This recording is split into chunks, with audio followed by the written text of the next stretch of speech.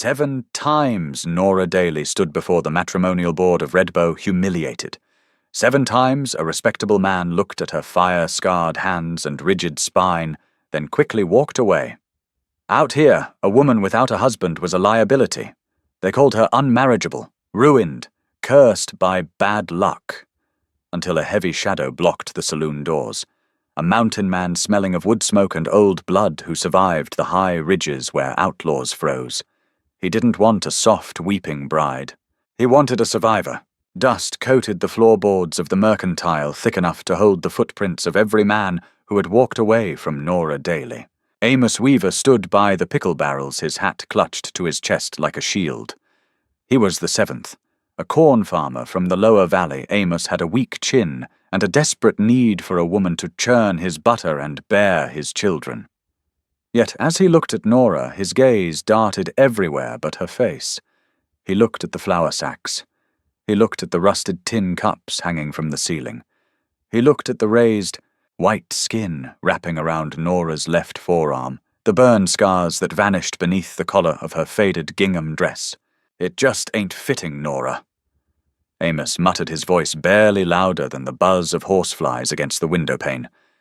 "My mother needs a woman with strong, whole hands for the harvest, and you, well, the fire." Nora did not blink. She kept her chin level. Her hands, the very hands he insulted, rested quietly over her apron. They were not weak. They chopped wood. They hauled water. They had dragged her father out of a burning homestead 3 years ago, though it hadn't been enough to save him. But Amos didn't care about the strength it took to survive a fire. He only cared about the ugly truth left behind. "I understand, Amos," Nora said. Her voice was flat, hollowed out by practice.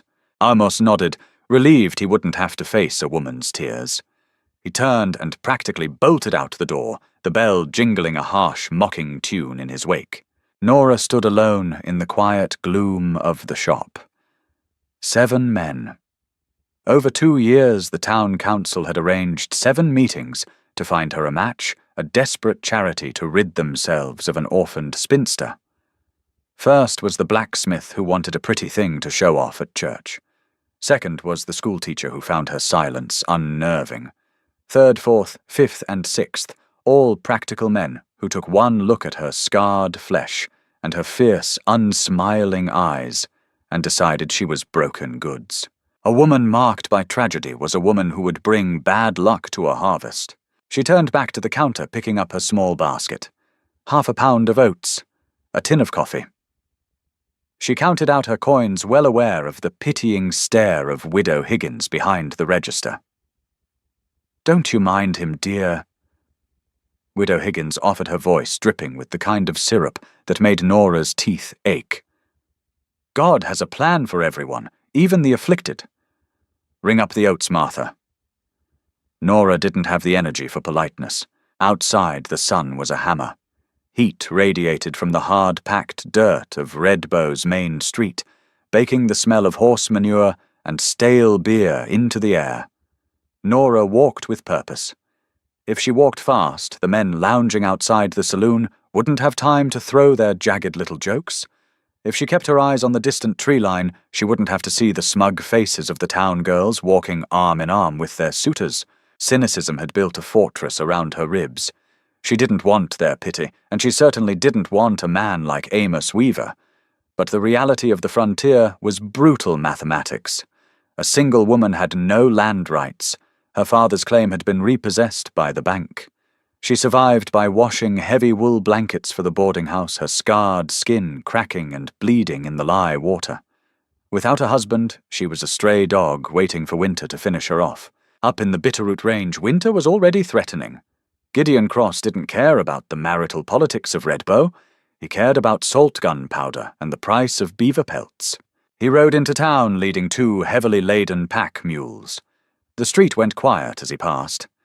Gideon was a massive man wearing a coat of stitched wolf hide and buckskin trousers stained dark at the knees with old blood. A thick dark beard obscured the lower half of his face, but his eyes were visible, pale sharp, and entirely indifferent. He lived high up on the jagged spine of the mountains, a place where men went to disappear or die. Most in town thought he was an outlaw. Some thought he was crazy. Nobody said it to his face. Gideon tied his horse to the post outside the assayer's office. He unslung a massive sharps rifle from his saddle and rested it against his shoulder. He moved with a heavy, deliberate grace, a predator stepping into a pen of nervous sheep. He needed supplies. Flour coffee, a new axe handle. And though he hadn't planned on it when he broke camp 3 days ago, he needed a wife. The cabin was too quiet. The winters were too long. A man left to his own thoughts in the deep snow eventually started answering the wind. He didn't need romance. He didn't need soft words. He needed a partner who could skin a buck and hold a rifle steady when the wolves came scratching at the door. He stepped onto the boardwalk, his boots ringing like anvils. He saw the men outside the saloon whispering. He saw a few women pull their skirts tight and step into alleys to avoid his path. And then he saw her. Nora dropped a bundle of wet laundry. The rope tying it together had snapped. Coarse grey blankets spilled into the dusty street. 2 cowboys leaned against the railing just a few feet away, laughing as she scrambled to pick up the heavy, wet wool. "Need some help there, Firefly?" One of the cowboys drawled. Nora ignored him. She dropped to her knees in the dirt. Her sleeves were pushed up, exposing the ruined, scarred flesh of her arms. She grabbed a blanket, her jaw tight, her eyes burning with a dry, furious heat. She didn't ask for help. She just worked. Gideon stopped. He watched the way her hands moved, efficient, strong, unapologetic. He watched the way she refused to look at the men mocking her. She wasn't broken. She was hardened, tempered in something terrible and completely unfazed by the dust and the ridicule. Gideon watched her haul the wet wool back into her wooden basket. The sheer weight of it made the tendons in her neck stand out. She hoisted it against her hip, staggering for a fraction of a second before finding her footing. She walked past the laughing cowboys, completely deaf to their existence. He followed her, not closely, and not with the creeping step of a thief, but with the heavy, unbothered stride of a man who owned whatever ground he walked on. He tracked her to the back of the boarding house, where the smell of boiling lye and cheap lye soap hung thick in the air. Nora threw the blankets over a thick wooden line. She was breathing hard, a sheen of sweat sticking stray strands of brown hair to her forehead. When she finally turned around to grab the next blanket, she froze. Gideon was leaning against the corner of the woodshed. He made no sound. He just stood there, a mountain of fur and leather, his pale eyes locked on her. Nora didn't scream. She didn't drop her eyes. Her hand casually drifted toward the heavy wooden wash paddle resting on the edge of the boiling vat. Out here, a lone man lingering in a back alley was a threat, and she was done being a victim. "You lost, mister?" she asked. Her voice was sharp, a piece of flint striking steel. Gideon didn't smile, but the corner of his eye crinkled. He noted her hand hovering near the paddle. He liked that. "No," he said. His voice was a low rumble, rough like boulders grinding together in a mudslide. "I know exactly where I am." "Then say your piece or move on. I got work." Gideon pushed off the shed. He stepped into the light. Nora saw the deep weathering of his skin, the jagged scar cutting through his left eyebrow, the sheer imposing width of his shoulders. He smelled of pine needles, horse sweat, and wood smoke. A wild smell. "You're the Daily girl," he said. It wasn't a question. "Nora, and what's it to you? They say you've been paraded in front of half the bachelors in Redbow." Gideon didn't mince words. There was no point in small talk. Up on the ridge, hesitation meant freezing to death. "They say 7 men turned you down." Nora's grip on the wash paddle tightened until her knuckles went white. A hot flush of deep, familiar shame burned the back of her neck, but she forced it down. She raised her chin. "If you came back here to mock me, you better have a hard skull. I'll crack it wide open." "I ain't mocking," Gideon said softly. He took another step forward. He looked at her scarred arms. He didn't flinch. He didn't look away with pity. He examined the raised skin with the objective eye of a man reading a trail sign. They turned you down because they're soft. They want a parlor ornament, someone to look pretty in the church pew. Nora scowled. And what do you want? A partner. Gideon met her eyes squarely. I live 4 days' ride from here up near the timberline. It's hard country. It kills weak things. I got a cabin, plenty of meat and a warm fire, but it's quiet. Too quiet. I need a woman who ain't afraid of blood, dirt, or snow. A woman who can hold her own when the winter hits. Nora stared at him. The sheer absurdity of it struck her. A feral mountain man standing by her laundry vat, casually negotiating for her life, as if haggling over a sack of beans. You don't know me.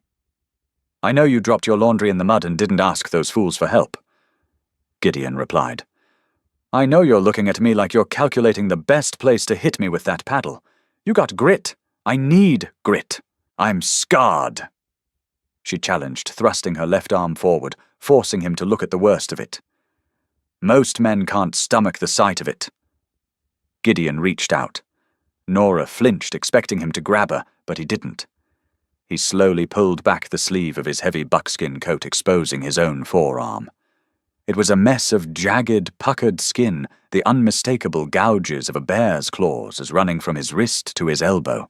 Scars just mean you didn't die. Gideon said quietly. I ain't looking for perfection, Nora. I'm looking for a survivor. The wind kicked up, rattling the tin roof of the woodshed. Nora stood perfectly still. For 2 years she had been judged by her lack of beauty, her lack of a dowry, her lack of a soft disposition. The men of Redbow wanted a yielding vessel.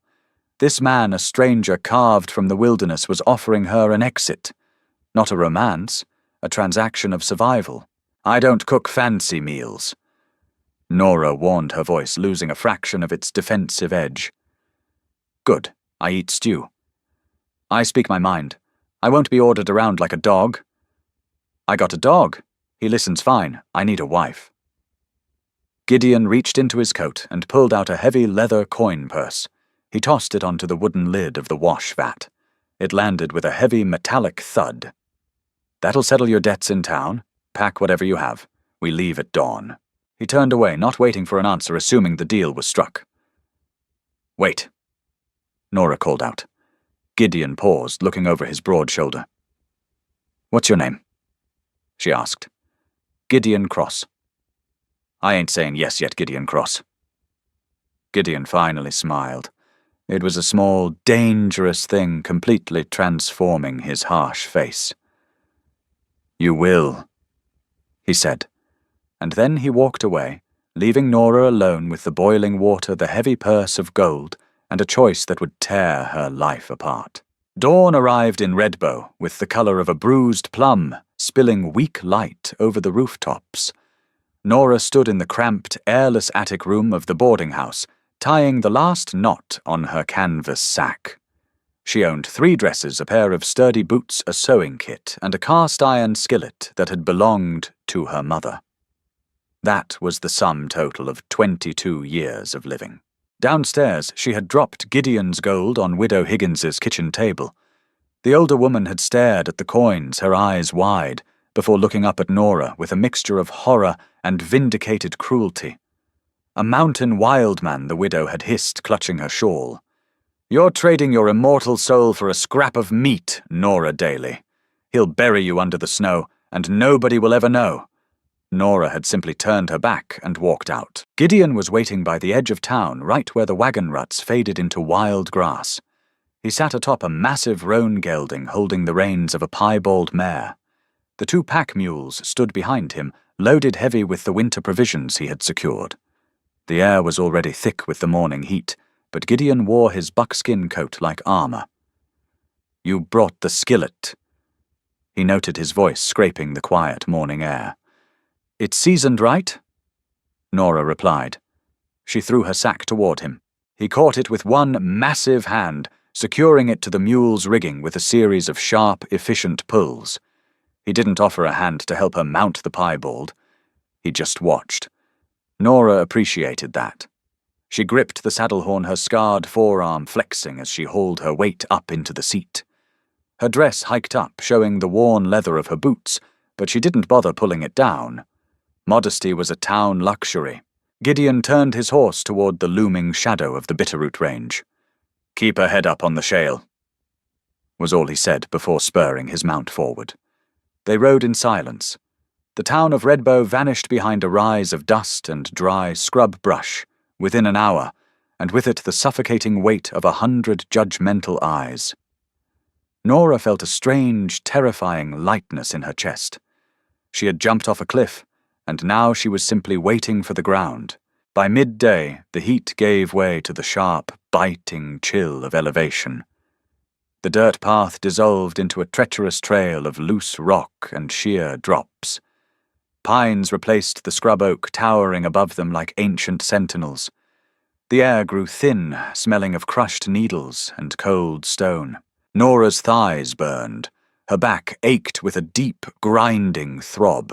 She had ridden horses before, but never on a vertical climb that demanded every ounce of her concentration just to keep the mare from sliding backward into the gorge. Gideon rode ahead, his massive frame swaying with the horse's rhythm, a part of the landscape. He never looked back to check if she was crying or complaining.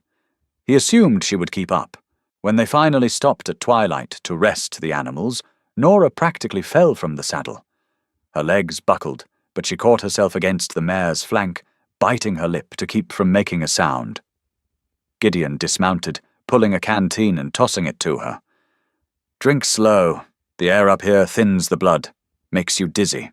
Nora uncorked it, the water icy and tasting of tin. She drank, watching him uncinch the saddles. He moved methodically, stripping the gear, hobbling the mules, and gathering dry deadwood in the span of 10 minutes. He didn't ask her to fetch water. He didn't ask her to start the fire. He just did what needed doing. She walked over to the growing pile of wood, picking up a heavy, jagged piece of pine. "Where do you want the fire?" Gideon paused, looking at her holding the wood. Her scarred arm was fully exposed, the raised white tissue stark against the gathering dark. He pointed to a small depression against a rock wall. "Block the wind. Lay the stones in a half circle." Nora went to work. They built the fire together, a silent choreography of survival. When the flames finally caught, throwing dancing orange light against the stone, the bitter cold of the mountain night settled around them. Gideon sliced thick strips of dried venison and handed her a piece. It was tough, salty, and tasted of hickory smoke. It was the best thing she had eaten in days. 2 more days of riding. Gideon said, staring into the fire. "The trail gets worse tomorrow, narrow. If the horse spooks you, let go of the reins and throw yourself towards the rock wall. You understand?" "I understand," Nora said. She chewed the tough meat, her jaw working hard. "Widow Higgins said you'd bury me in the snow." Gideon didn't laugh. He slowly dragged a whetstone down the blade of his hunting knife. The metallic scrape echoed in the quiet canyon. "The snow takes what it wants. Don't need my help for that. You keep your head, you don't panic, you won't end up under it."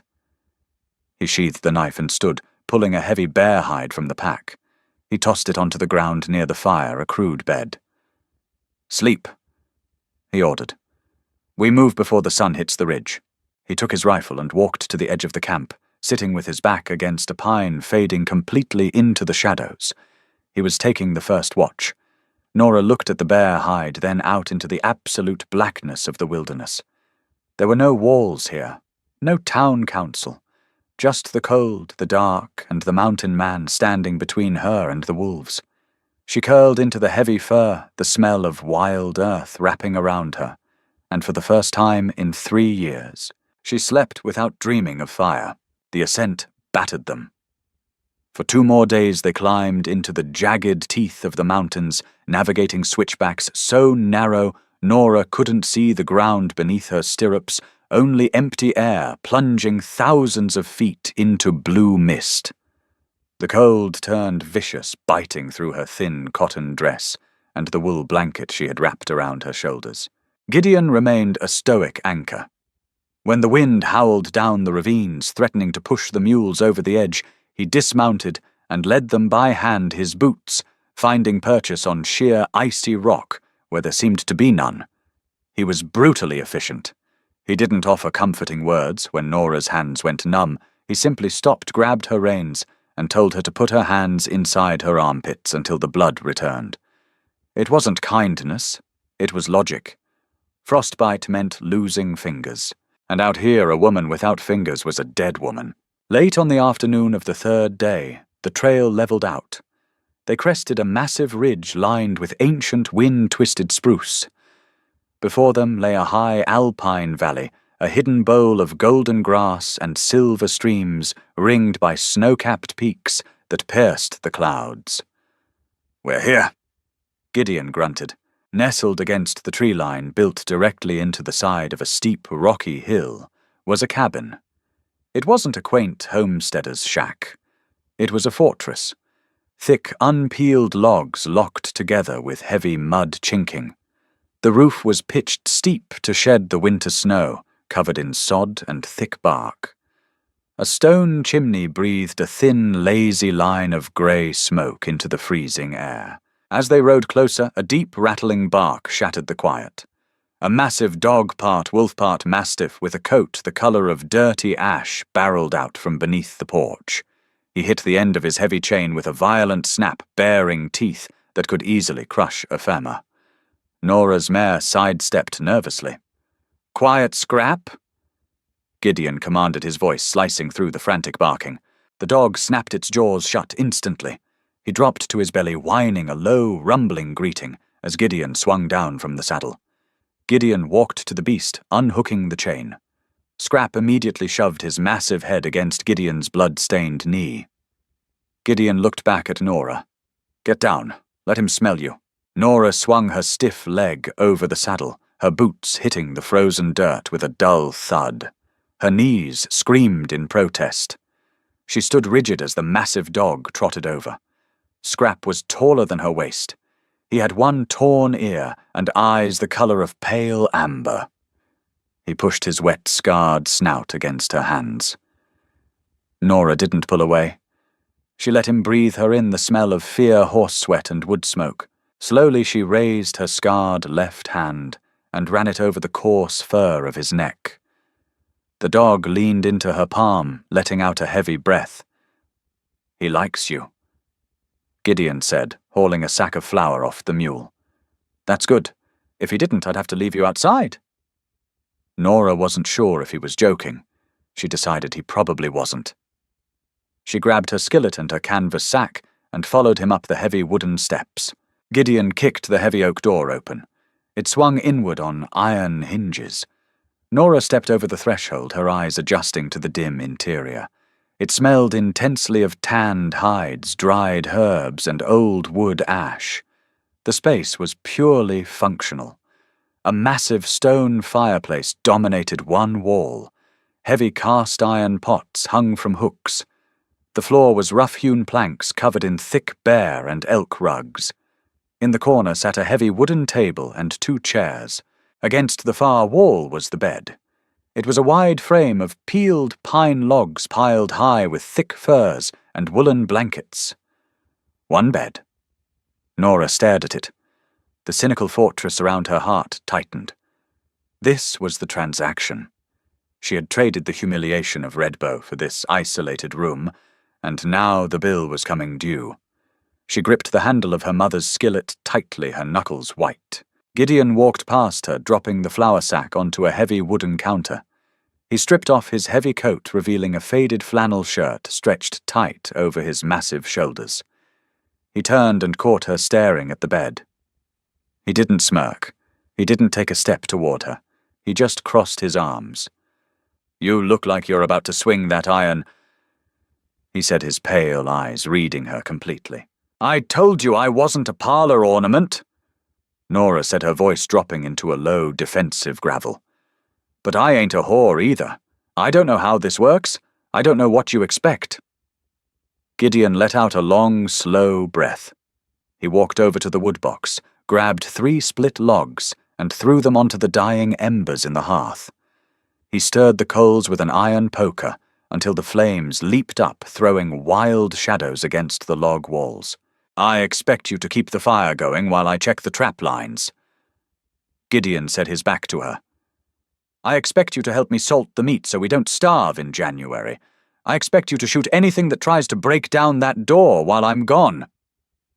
He turned around, leaning on the poker, his eyes locked onto hers, stripping away the panic and the defense mechanisms she had built in town. "I bought a wife because a man goes insane talking to the trees, Nora. I brought you here to build a life, not to conquer you." He pointed a thick, calloused finger at the firs. "You sleep on the wall side. It's warmer. I take the edge.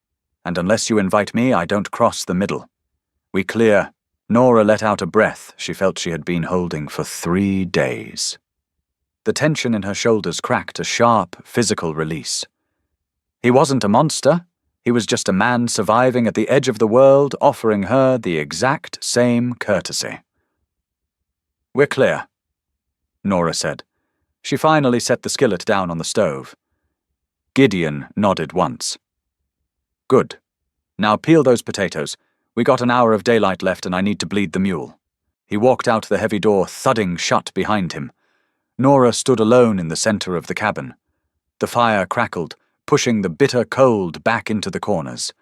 She looked at her scarred hands tracing the raised white lines. For the first time in years, she didn't feel broken. She rolled up her sleeves, found a rusted paring knife, and went to work. Routine became her anchor. In Redbow days had been measured by the ringing of the church bell and the sneers of passing townspeople. Up on the ridge time was dictated by the angle of the sun and the ever-present threat of freezing. Nora adapted to the brutality of the mountain with a grim, relentless energy. She learned quickly that hesitation meant a cold hearth or a ruined meal. By her 3rd week, the soft skin on her palms had vanished, replaced by thick, yellowish calluses that finally matched the rough texture of her scarred left arm. Gideon was a man of infuriatingly few words. He did not issue orders. He simply began a task and expected her to mirror him. When he dragged a freshly killed elk into the clearing, blood steaming in the frosty air, he handed her a skinning knife with a bone handle. He didn't ask if she had a weak stomach. He made a clean incision down the belly, peeled back a section of the heavy hide, and stepped aside. Nora swallowed the rising bile in her throat, knelt in the blood-soaked snow, and mirrored his cuts. It took them 4 hours. Her hands cramped. Her back screamed. The metallic smell of hot blood clung to her hair for days. But when the meat was finally hanging in the smokehouse and the hide was stretched on a wooden frame, Gideon poured her a measure of harsh rye whiskey from his private jug. He clinked his tin cup against hers. It was an initiation. She had passed. They lived in a synchronized silence. They bumped elbows in the small kitchen space, sharing the warmth of the stove. They ate heavy stews of root vegetables and venison, the only sound the scrape of spoons against tin. Yet the silence wasn't empty. In town, silence meant judgment. Here it just meant there was nothing broken that needed fixing. One evening late in October, the wind shifted, carrying the sharp, metallic scent of an approaching storm. Gideon sat by the hearth, carefully packing paper cartridges for his sharps rifle. Nora sat at the table, a heavy iron needle pushed through the thick leather of a torn saddlebag. The oil lamp flickered, casting long shadows across the log walls. "You favor your right side when you chop wood," Gideon said suddenly. Nora paused, the needle stuck halfway through the leather. She looked up. Gideon hadn't stopped measuring black powder. He hadn't even looked at her. "My left arm doesn't pull the same as it used to," she replied, her voice defensive. The fire tightened the tendons. "It works fine." "It throws your balance off," he said calmly, capping his powder flask. "You swing from the shoulder instead of the hips. You're going to tear a muscle in your back doing that. Then I'll have to chop the wood and do the cooking." Nora's jaw set. "I pull my weight." Gideon finally looked at her. His pale eyes caught the lamplight. "I didn't say you didn't. I'm telling you how to survive the winter without crippling yourself." He stood up, walking over to the table. He stood behind her chair. "Stand up." Nora hesitated, then stood. Gideon moved close, the sheer size of him dwarfing her. He smelled of gun oil and pine sap. He reached down and picked up the axe handle resting near the door. He handed it to her. "Hold it." She gripped the smooth ash wood. Gideon stepped behind her. He didn't hesitate. His large, rough hand settled over her hips. Nora went completely rigid. It was the first time he had touched her outside of passing a plate or a tool. His grip was firm, impersonal, yet heat radiated through the thin cotton of her dress. "Your power comes from here." Gideon grumbled, his voice rumbling in his chest, vibrating against her back. "Plant your boots shoulder width." Nora shifted her feet. "Now." Gideon continued, his hands moving up to her waist, turning her torso slightly to the right. "When you swing, you twist the core. Let the weight of the axe head do the work. Stop trying to force it with your arms. The scars don't matter if your foundation is solid." He stepped back immediately, taking the heat with him. Nora stood there, gripping the axe handle, her heart hammering against her ribs with a strange, frantic rhythm. She looked over her shoulder. Gideon was already back at his chair, picking up another brass casing. "Tomorrow you chop a cord using your hips," he ordered. "If your back hurts, you did it wrong." Nora slowly lowered the axe. She looked at his bent head, the thick, dark hair brushing the collar of his shirt. "Thank you," she muttered. Gideon didn't look up. "Don't thank me. Just don't break your back." Later that night, the temperature plummeted. Nora lay on her side of the heavy bed, staring at the ceiling beams. The wind screamed outside, battering the thick logs. The fire had burned down to glowing red embers. True to his word, Gideon lay on the far edge of the mattress. He slept on his back, his breathing deep and even. A foot of empty space separated them, a cold, deliberate gulf. Nora pulled the heavy elk hide tighter up to her chin. The cold was seeping through the chinking. She closed her eyes, but the ghost of his hands on her hips lingered, a phantom warmth in the freezing dark. He was a hard man. But he was the first man who had looked at her scars and simply taught her how to work around them. Winter did not announce itself. It kicked the door in. The first week of November brought a blizzard that erased the mountains in a wall of blinding white. The snow fell thick and heavy, burying the cabin up to the windowsills within a day. On the morning of the second day, the snow stopped, leaving a deceptive, razor-sharp blue sky. Gideon laced up his heavy winter boots. He had checked the sky, checked the wind, and decided it was time to clear the closest trap lines before the powder froze into a crust. "Keep Scrap inside," Gideon instructed, slinging his rifle over his shoulder. He strapped on a pair of wide, teardrop-shaped snowshoes. "Keep the fire hot. If I ain't back by nightfall, bar the door." Nora stood in the doorway, a heavy woolen shawl wrapped tight around her shoulders. The air was so cold it burned the inside of her nose. "Will you be back by nightfall?" Gideon paused, looking back at her. His beard was already catching frost from his breath. "Plan on me not being." He turned and pushed his way into the deep drifts, his wide strides quickly eating up the distance until he vanished into the dark line of spruce trees. Nora shut the heavy door, throwing the iron latch. The cabin felt instantly larger, hollowed out by his absence. Scrap whined, pacing in front of the door before flopping down on the rug by the hearth, his chin resting on his massive paws. She kept busy. She split wood using her hips, feeling the satisfying bite of the axe head sinking deep into the pine without straining her arms. She baked a heavy loaf of soda bread. She mended a tear in Gideon's spare trousers. But as the afternoon wore on, the sky turned the color of old iron. The wind returned. It started as a low whistle through the roof slates and escalated into a deafening roar. The temperature dropped so fast the moisture on the inside of the window panes froze into solid white sheets. By dusk, the storm was fully enraged. It was a whiteout. A man couldn't see his own hand an inch from his face in that blowing snow. Nora sat by the fire, her stomach tied in cold, heavy knots. Night fell, plunging the cabin into a suffocating gloom. She threw another log on the fire. Gideon was not back. Hours bled away. Scrap grew restless. The massive dog stood by the door, the hackles on his back raised, letting out a low, continuous growl that vibrated in his chest. Nora stood up.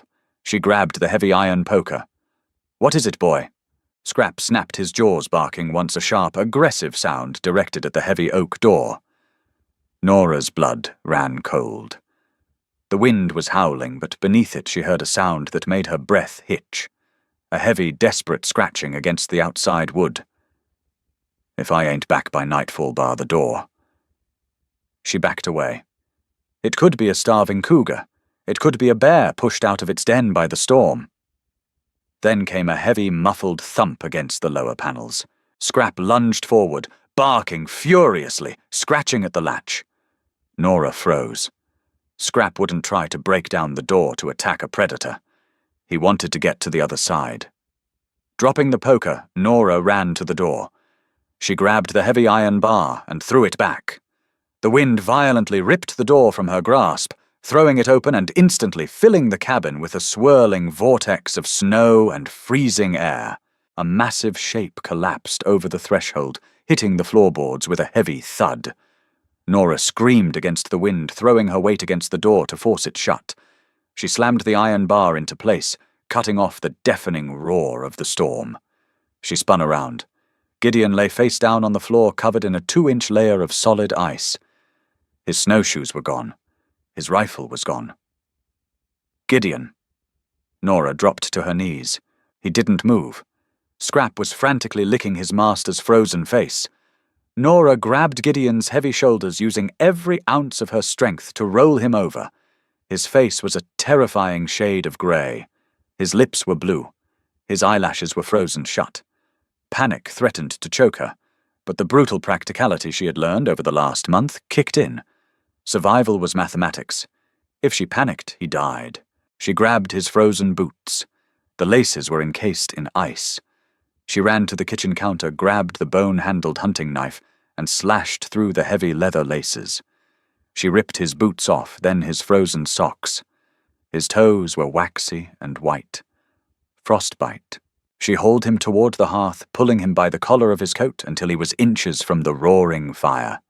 She sliced through the buttons of his frozen coat, stripping away the icy layers until he was down to his flannel shirt. His skin was violently cold to the touch. Nora grabbed a rough wool blanket, throwing it over him. She ran to the stove, poured hot water from the kettle into a tin basin, and grabbed a rag. Gideon let out a low, ragged groan. His eyelids fluttered. "Don't you die on me!" Nora hissed, her hands shaking as she pressed the warm, not-boiling rag against his frozen cheeks.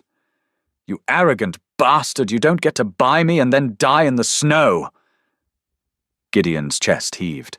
He opened his eyes, the pale irises glassy and unfocused. He looked at her face, then at the fire. A violent shiver racked his massive frame, his teeth clacking together audibly. "Fell." He forced out his voice, a broken rasp. "Ravine." "Shut up," Nora ordered, rubbing his hands vigorously between hers. "Save your breath." It took 2 hours of relentless work to bring his core temperature up. She forced hot, heavily sugared tea down his throat.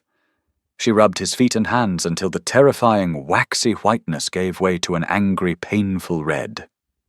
By midnight, the violent shivering had subsided into a deep, exhausted tremor. Gideon was lying on the rug, staring blindly at the flames. He couldn't walk. Nora stood up, her own muscles aching with exhaustion. She dragged the heavy mattress off the bed frame, hauling it across the floor until it was situated directly in front of the hearth. She rolled him onto it, covering him with every pelt and blanket in the cabin. She sat in the chair watching him, but within an hour the tremors returned. The fire wasn't enough. His body had burned through its reserves. Nora looked at the mattress. She looked at the heavy gulf of space Gideon had always maintained. The mathematics of survival were absolute. A fire warms the skin. Body heat warms the blood. She stood up, unlaced her boots, and slid under the heavy pile of furs. She didn't stay on the edge. She moved directly into the center, pressing her back flush against Gideon's broad, shivering chest. She wrapped her scarred arm over his torso, pulling him tight against her. Gideon stiffened for a fraction of a second, his survival instincts fighting the sudden contact. Then, with a heavy, broken sigh, his arm wrapped around her waist. He pulled her close, burying his freezing face into the crook of her neck. They lay there in the dark, the storm raging uselessly outside. The boundary line was gone, not crossed by desire, but erased by the simple, profound necessity of keeping each other alive. Sunlight pierced the frosted glass like a shattered blade, casting fractured light across the heavy floorboards. Nora opened her eyes, her face buried in the rough wool of a blanket. The cabin was freezing, the fire having died down to grey ash hours ago, but she was entirely warm. A heavy arm lay draped across her ribs. Gideon's chest rose and fell in a slow, deep rhythm against her spine. She didn't move immediately. She lay still, listening to the wind screaming over the roof slates. The violent shivering that had racked his body had stopped. She slowly slid out from under his heavy arm, the sudden absence of his heat hitting her like a physical blow. She pulled her shawl tight around her shoulders and stood up. Gideon's face had lost that terrifying grey pallor. He was pale and completely exhausted, but breathing normally. His toes, though blistered and painfully red, were no longer the waxy white of dead tissue. He would keep his feet. Nora didn't waste time on relief. She crossed the small room, grabbed a handful of dry kindling, and struck a sulphur match against the stone. Within minutes she had a roaring fire, pushing the chill back into the corners. She fetched fresh water, breaking the ice in the wooden bucket with the heavy handle of her knife, and set the iron kettle to boil. Only then did she look back at the mattress. Gideon's eyes were open. They were bloodshot and tired, tracking her every movement from the floor. He didn't say a word as she poured hot water into a tin cup, added a heavy pinch of salt and brown sugar, and walked over to him. "Drink," she ordered, kneeling beside the mattress. He pushed himself up on one elbow, wincing as the bruised, stiff muscles in his back stretched. His massive hand shook slightly as he took the cup. He drained it in 3 long swallows, the hot liquid bringing a sudden flush of color to his thick neck. He handed the cup back, staring at her hands. "I lost the rifle in the drift," he rasped, his voice raw from the cold. "I'll dig it out when the wind dies." "You saved my life." It wasn't a question. It was a statement of fact, stripped of any pride or male ego. "You would have done the same," Nora replied flatly. She turned away, moving to the counter to slice the leftover soda bread. "I'm a mountain man, Nora. Surviving is my trade." He shifted his heavy weight, pulling the furs up to his waist. "You're a town girl. You were supposed to panic. You were supposed to freeze." Nora paused, the bread knife resting against the hard crust. She looked over her shoulder, her scarred arm resting on the cutting board. "I stopped being a town girl the day they looked at my hands and decided I was dead weight. I told you I ain't weak." Gideon stared at her, the quiet intensity in his pale eyes, burning right through the lingering chill in the room. He nodded once, a slow, deliberate movement. "No, you ain't." For the next 3 days, the dynamic of the cabin inverted completely. Gideon was confined to the mattress, nursing bruised ribs and severely frost-nipped feet. Nora took over. She chopped the wood outside her hips, snapping with the motion he had taught her, ignoring the burning ache in her shoulders. She fed Scrap, throwing the massive dog-frozen chunks of elk meat. She strapped on Gideon's spare snowshoes, waded into the waist-deep drifts, and spent an hour digging until she found his Sharps rifle buried near the tree line. She cleaned the weapon at the table, oiling the action until the lever snapped shut with a satisfying metallic crack. Gideon watched her from the bed. He watched the way she moved, efficient and unapologetic. She didn't ask for permission. She didn't ask for guidance. She simply assessed what needed doing and did it. On the 4th morning, Gideon swung his legs over the side of the mattress. He tested his weight on his battered feet, biting back a grunt of pain. He stood towering in the small room once more, and walked to the stove where Nora was frying salt pork. He didn't speak. He reached out and wrapped his large, calloused hand over her right hand, stopping her from turning the meat. Nora froze her breath, catching in her throat. Gideon turned her hand over. He looked at her palm. The soft skin was gone, replaced by thick, yellowish calluses from the axe handle and the rough ropes. He ran his thumb over the hardened skin, a strangely intimate gesture. Then he looked at her scarred left arm. He didn't trace the burn marks. He just acknowledged them. "You earned your place here," Gideon said quietly. "This ain't my cabin anymore. It's ours." He let go of her hand and walked to the door, pulling his heavy coat off the peg. He was still limping, but his strength was returning. Nora watched him walk out into the snow. The transaction was dead. Something far deeper, far more permanent had taken its place. She looked down at her calloused palm, feeling the lingering warmth of his touch. In Redbow, a man's touch had always been a prelude to violence or a clumsy attempt at pity. Gideon's touch was an anchor. It was the rough, unpolished respect of a man who measured worth in blood and sweat.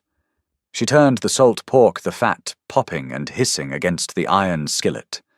Widow Higgins had warned her she was riding to her grave. Instead, she had finally found the ground where she could plant her feet. Deep winter locked the Bitterroot Range in a frozen grip. By January, the snowpack was 8 feet deep, transforming the cabin into a buried fortress. They tunneled out the front door, creating a narrow trench lined with sheer white walls that led to the woodshed and the smokehouse. The silence of the mountain was absolute, broken only by the distant echoing cracks of freezing timber. They settled into a rhythm that felt less like survival and more like living. Gideon's limp vanished. He spent his days checking the near trap lines, returning with fox and marten pelts. Nora stretched and scraped the hides, her scarred arm moving with a relentless, driving force. The long, dark evenings were spent by the roaring fire. Gideon carved new triggers for his traps. Nora mended gear. They didn't talk much, but the silence was no longer an empty void. It was a shared, comfortable wait. Then the mountain brought a different kind of storm. It happened on a Tuesday. The sky was the color of bruised slate, promising another foot of powder. Nora was at the stove boiling down a pot of deer bones for marrow broth. Gideon was at the table sharpening his skinning knife. Scrap was dozing by the hearth. Suddenly the dog's head snapped up, his ears pinned flat against his skull. He didn't bark. He let out a low, vibrating growl that rattled the tin cups on the shelf. Gideon stopped grinding the blade. He set the whetstone down softly. He didn't rush, but every muscle in his massive frame went tight. He stood up, picked up the Sharps rifle resting against the log wall, and jacked a heavy paper cartridge into the chamber. The metallic clack was deafening in the quiet room. "Stay behind the stove," he murmured, moving towards the door. Nora didn't cower. She picked up the heavy iron fire poker, gripping it with both hands. Heavy, dragging footsteps crunched in the snow trench outside. Someone kicked the bottom of the heavy oak door. It wasn't a knock. It was a demand. "Open up!" A voice rasped, raw, and desperate. "We see the smoke. Open the damn door." Gideon didn't unbar the latch. He stepped to the small, heavily frosted window pane and wiped away a circle of ice with his thumb. 3 men stood in the trench. They were half-starved, wrapped in filthy, ragged buffalo robes. Their faces were blackened with frostbite, their eyes wild and sunken. Drifters. Men who had stayed too late in the high country, trapped by the snow, turning feral in the cold. They carried rusted repeating rifles. "We ain't taking no for an answer," the lead man shouted, slamming the butt of his rifle against the wood. "You move on!" Gideon's voice boomed through the heavy logs, calm but vibrating with violent intent. "There's nothing here for you. We know you got meat." A second man screamed, his voice pitching high with panic. "We ain't dying out here." The lead drifter took a step back and leveled his rifle at the door lock. Gideon moved faster than a man his size had any right to. He stepped back, raised the sharps, and fired directly through the heavy oak planks. The blast shook the cabin. Wood splinters exploded inward. A scream echoed outside, followed by the heavy thud of a body hitting the packed snow. "You son of a bitch!" the second man yelled. Gideon was already reloading, his thick fingers moving with terrifying speed. "Next one goes through the window." Nora didn't wait. She moved from behind the stove. She didn't have a rifle, but she had the boiling pot of marrow broth. She grabbed the heavy cast-iron handles with her thickly calloused hands, ignoring the searing heat bleeding through her cloth grips. She moved to the door, standing completely out of the sight line, but right next to the frame. "We got you outnumbered," the third drifter yelled, though his voice shook. "We're coming in." Two heavy impacts hit the door simultaneously as the remaining men threw their shoulders against the wood. The iron latch groaned. The wood splintered around the hinges. Desperation made them strong. "Nora, get back," Gideon commanded, raising the rifle again. The door crashed inward, ripping the iron bar from its brackets. Two ragged, desperate men spilled into the cabin, bringing a blast of freezing air with them. The first man swung his rifle up, aiming blindly toward Gideon. He never pulled the trigger. Nora stepped forward, swinging the heavy iron pot in a brutal arc. The boiling, greasy bone broth hit the man squarely in the chest and face. He dropped his weapon, screaming a high, unnatural sound, clawing at his boiling skin as he fell backward into the snow. The second man froze, staring in horror at his agonizing companion. He looked up, locking eyes with Nora. She stood over him, holding the heavy, dripping iron pot like a medieval weapon. Her scarred arm was fully exposed, muscles coiled tight, her eyes burning with a savage, unrelenting fire. She looked entirely feral, a creature forged by the harshness of the mountain. "Get out of my house," Nora said, her voice dropping into a low, vicious gravel. The man looked from Nora to Gideon, who had the heavy barrel of the sharps leveled directly at his chest. He didn't hesitate. He scrambled backward, grabbing his screaming companion by the collar and dragging him out into the snow trench. They stumbled over the dead body of their leader, scrambling frantically towards the tree line, leaving a trail of blood and panic in the snow. Silence crashed back into the cabin, broken only by the wind howling through the open doorway. Nora stood perfectly still, her chest heaving, the empty pot dangling from her hands. Scrap barked wildly, jumping over the threshold, snapping at the bloody snow, but Gideon whistled sharply, bringing the dog back inside. Gideon walked to the doorway. He looked down the trench, verifying the drifters were gone. He looked at the dead man bleeding out in the snow. Then he turned and looked at Nora. She expected him to reprimand her. She expected him to tell her she had been reckless, that she should have stayed behind the stove. Instead, Gideon reached out, took the heavy iron pot from her shaking hands, and set it on the floor. He lifted his hand, his thumb wiping a speck of hot grease from her cheekbone. "You ruined a good batch of broth," he said, his voice a low, rough rumble. Nora let out a shaky breath, the adrenaline crashing through her veins. "I'll boil another pot." Gideon's mouth twitched, the closest she had ever seen him come to a full smile. "You do that." He turned, grabbed the dead man by the boots, and dragged him away from the door. Out here there was no law to call, no sheriff to report to. There was only the mountain, and the mountain dealt with its own. Nora watched him work, realizing with total clarity that she was no longer a cast-off from Redbow. She was a survivor standing shoulder to shoulder with her equal. Winter released its grip, slowly fighting every inch of the thaw. Ice jammed the roaring creek below the ridge, snapping thick pine trunks as the rising water violently overran the banks. Heavy mud replaced the white powder, pulling at their boots with a cold, sucking weight. The cabin roof leaked, demanding constant patching with pitch and sod. They worked harder in the spring than they had in the dead of winter. The heavy oak door, splintered during the drifters' attack, had to be completely rebuilt. They spent 3 days planing raw pine planks, the mountain air sharp with the scent of fresh sap. They worked in perfect tandem. Gideon held the heavy wood steady, Nora drove the iron nails home with a heavy hammer. They didn't need to speak to find the rhythm. The sink was bred deep into their bones now, forged by necessity and cemented by respect. Meat had to be heavily smoked. Winter hides had to be tightly bundled, and a small garden plot had to be hacked out of the rocky soil behind the woodshed. Nora's cotton dresses were completely ruined. She wore a pair of Gideon's old canvas trousers, cinched tight at the waist with a braided leather belt. Her scarred arms were permanently exposed to the warming sun, browning deeply. The raised white tissue blended into the tough, weathered skin around it.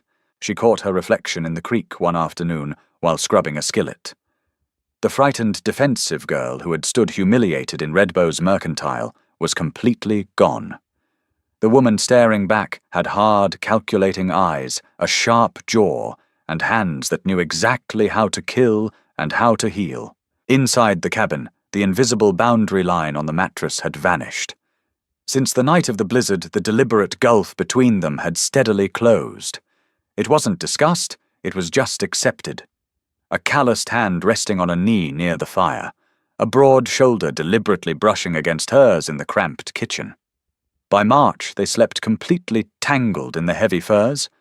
Gideon was a furnace in the dark, and Nora found herself gravitating to his chest the moment the hearth banked low, listening to the slow, steady beat of his heart. May brought the first true heat. It also brought clear mountain passes. Gideon saddled the massive roan gelding on a Tuesday morning. He loaded the 2-pack mules with tightly bound pelts, fox beaver, and marten. The furs were prime taken in the deepest cold. They would fetch a small fortune down in the lower valley. Nora stood on the rough wooden porch, wiping bear grease from her hands with a scrap of burlap. She watched him check the cinch on the lead mule, pulling the leather strap tight. Town is a 4-day ride. Gideon said, not looking up from the rigging. I'll sell the furs, buy salt sugar coffee and enough flour to get through next winter. He walked over to his saddlebag, unbuckled the heavy leather flap, and pulled out a familiar pouch. It clinked heavily in his grip. He stepped forward and tossed it onto the porch steps. It landed right at Nora's mud-caked boots. Nora looked down at the gold. It was the exact same pouch he had thrown onto Widow Higgins' wash vat 8 months ago. Passes are open, Gideon said, finally meeting her eyes. He hooked his massive thumbs into his gun belt. That's half the season's take.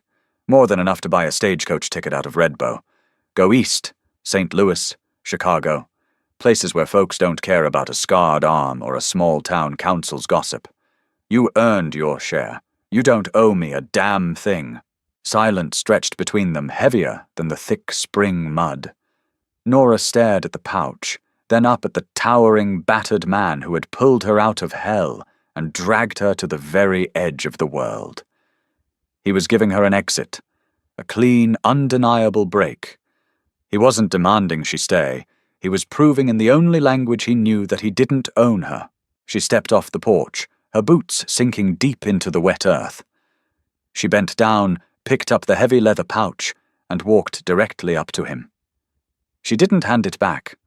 She grabbed the front of his faded flannel shirt with her free hand, twisting the tough fabric tight in her fist. You think I fought off starving drifters, froze half to death, and chopped 2 cords of wood just to go sit in some stuffy parlor in St. Louis? Nora asked, her voice a low, furious rasp. Gideon didn't move. His pale eyes searched her face, watching the fire flare in her gaze. I think you have the right to choose. I chose 8 months ago. She snapped. She shoved the heavy bag of gold hard against his chest. I ain't a passenger, Gideon Cross. This is my claim as much as yours. You think you can get rid of me that easy? Gideon looked down at her fist twisted in his shirt. He looked back up at her fierce, unyielding expression. A slow, genuine smile cracked through his heavy beard, completely transforming his rough face into something devastatingly human. No, he rumbled softly. I don't reckon I can. He dropped his hands to her waist, pulling her flush against him. There was no hesitation this time, no boundary of survival dictating the touch. He kissed her. It wasn't soft. It tasted of strong black coffee and wild wind, rough and fiercely demanding. Nora answered it with the exact same feral energy. She dropped the gold straight into the mud, wrapping her scarred arms around his thick neck, anchoring herself to the only man who understood the exact weight of her soul. When he finally pulled back, they were both breathing hard. "I need a list for the mercantile." Gideon murmured, his forehead resting against hers. "Buy garden seeds." Nora whispered back. "And a heavier axe. The ash handle is splintering." Gideon laughed, a deep, resonant sound that bounced off the ancient pine trees. He stepped back, picked up the muddy pouch of gold, and shoved it deep into his coat pocket. He swung up into the saddle, settling his weight with a heavy creak of leather.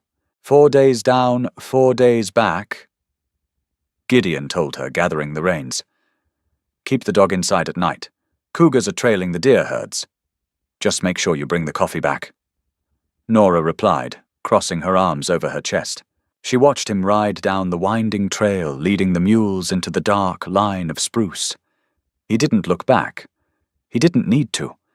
He knew exactly where his home was, and he knew she would be there, guarding it when he returned. Nora picked up her dirty rag, wiped the mud from her boots, and walked back inside her cabin. The fire needed stoking.